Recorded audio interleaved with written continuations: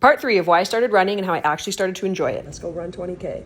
So I'm going for max squat reps one day, and my friend says to me, you should not be panting this much while you're squatting. You need to do some cardio and your squats will actually get way better. And I'd like to say that this was like that holy grail moment that completely changed my whole life and my whole outlook, but it didn't at all. I didn't even really hear it at the time, but it had definitely imprinted in my brain somewhere, because that was the time when the desire to want to start running had really gotten a lot stronger. And it was probably about this time that I started thinking, I could probably run a marathon, knowing that I was never going to train for it, and I didn't know when it was ever going to happen, but I was just so inspired, thinking at some point in my life, I bet you I'll be able to run a marathon. But even still, a few years go by and all the endurance that I once had in high school definitely dwindled down to about nothing. And then 2020 happened, and I decided I was going to be one of those people who got in the best shape of their life. I'm going to start doing it, like, now's the time. And there was a bridge near where I lived, and I decided I'm going to run to that bridge and back every single day. And I remember thinking how much it sucked to be a beginner again. When I very first started getting back into running seriously, this is where I started. I used to live over there. I would come down these stairs and I would run along. That's where it all began again. Since running in high school, that was the first time I got serious about running again, during COVID,